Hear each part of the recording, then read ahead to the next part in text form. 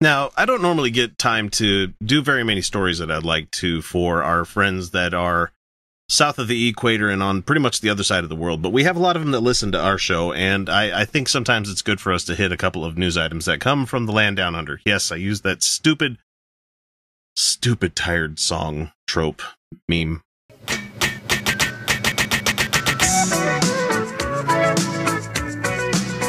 Whatever you guys want to call it, to talk about Australia. But anyway, the story that we have right here comes to us from The Guardian, and it's about a guy by the name of Andrew Bolt, who wrote an article that was arguing that there's a tidal wave of migrants are swamping Australia, forming enclaves and changing their culture. And the Australian Press Council has received an unspecified number of complaints about this guy's article, because it's a very highly inflammatory column headlined, "The Foreign Invasion." So, just so you know, crazy right-wing assholes are not limited just to America. They seem to be being exported out that way as well. So, let's see what it says here. Immigration is becoming colonization, he says here, because the communities are not assimilating and failing to always speak English. Wow, I heard the same speaking points brought up here in Utah a while back because they didn't want to provide forms in Spanish because we have a lot of people that speak Spanish here. Hey, how about that? Turning this country from a home into a hotel. Boo. He wrote in a weekly column widely syndicated in the News Corp tabloids on this last couple of Thursdays. I don't know when it happened. But News Corp, they're the same guys that are ran by Murdoch and Sons, and they're horribly right-wing. If people don't know who that is, I mean, honestly, Fox News is, you can thank the Murdoch group for that kind of thing. He says, there is no us anymore, as a tidal wave of immigrants sweeps away what's left of our national identity. And sir, what would that national identity be? The fact that it was... and people from Australia, please let me know if I'm speaking out of turn here, but just like America, you guys were a colony that also pushed people off the land, correct? I could be wrong. Please let me know. But your national identity, seriously? I hate it when these guys hate identity politics until it suits them. They think it's this whole, like, PC culture thing going on, but at the same time, they talk about their white identity and their nationalistic identity without seeing any kind of comedy in the fact that they're using the same thing that they say they hate to use. Really? Let's see. So, the president of the Jewish Community Council of Victoria, Jennifer Hupert, said articles such as Bolt's do nothing for the cohesion of Australian society. And she says, there is a rise in ultra-right-wing activity in Victoria, and this type of activity can fuel anti-Semitic, anti-Islamic, and general racist debate and language in our community. Articles like this definitely don't help cohesion in society. And the Press Council confirmed that there has been at least one other complaint, but is not at liberty to divulge how many or the nature of the complaints. And Bolt, in his article, singles out groups such as the Chinese, Cambodian, Indian, and Jewish, and quotes what percentage of the community where they live that they represent. In Melbourne's North Caulfield, 41% of residents are Jews, including hundreds who have lately fled South Africa. Can't blame them. I've seen Chappie. I would not want to live in South Africa. He said Dandenong now has an official Little Indian Cultural Precinct with 33 Indian businesses. Good for them. They have set up a neighborhood in their area where it represents their cultural diversity. How about that? And Huppert says that the missing percentage of the community that Jewish is meaningless.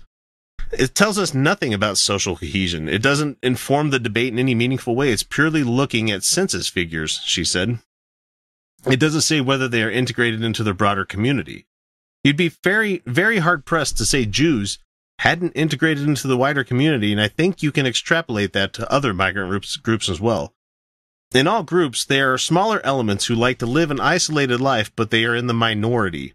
There are Jews living everywhere in the country who are engaging in the broader community, and who are in leadership roles in every sector of our community. It's like how the minorities fill into the rest of society and become part of that society, while meanwhile keeping their cultural heritage alive. It's amazing. I think it's maybe because they're grasping at the fact that they don't have I'm not talking about the people that are immigrants, but this guy, like this Bolt guy, they have no cultural heritage in which to rely on. I mean, maybe I'm just guessing here. People, please let me know if this Bolt guy is even worth my time that I'm talking about here. So Bolt breached the Racial Discrimination Act over 2 articles he wrote in 2009. Oh, he sounds like a winner. He was sued by 9 people in the federal court who said that he implied light-skinned people who identified as Aboriginal did so for personal gain. Wow, that's some bullshit right there. Sharad Gupta, the president of the Federation of Indian Associations of Victoria, questioned why Bolt believed it was a bad thing, that there are clusters of Indian businesses such as the Little India precinct in southeast Melbourne. He said, Indians settle, they start businesses and are helping the economy in generating employment, he said. I've been in Australia for the last 22 years and I can see multiculturalism has grown up. That kind of segregation is not there. People have accepted migrants here. Susan Jin, the president of the Chinese Association of Victoria, said that Bolt's column was akin to a good rant, similar to what some of us might indulge in after a frustrating day at work. But his view is in the minority. One does not need to stoke fear about Box Hill, for example. That is predominantly Chinese people and Chinese signs, Ginn said. Ginn pointed to Victoria's Italian community, which had huddled initially around Lygon Street in the Melbourne suburb of Carlton, but was now spread across the city. There is a deep desire and willingness among migrants to become Australians, to adopt Australian values, and to adopt Australian customs and culture. That takes time, and it requires patience from both sides. It's a very good point right there. Not everybody is going to be able to integrate the moment they come to your country and be exactly the person that you want them to be. I mean, just like you. Because how fucking boring would the world be if everybody was exactly like Bolt? I mean, you'd have, like, hyper not-in-my-backyard assholes everywhere that you went. This is the kind of guy that gets into fights at Little League games when the referee calls a bad play. Man, what a prick. Oh, man. It's just... I don't understand how this has been exported to Australia. And I guess we could say that we could just blame Fox News and News Corp for that. Unfortunately, it's not on the downslope either, because just about every country that's been colonized by England or, has been a territory of England has a lot of these people as well. So it's sad that it's still going on. And hopefully one day we can get over this kind of shit and embrace the fact that we actually like living around people that are different from us, because multiculturalism is a good thing. Globalism is a good thing, and I'm sure I'm going to get hate mail for that.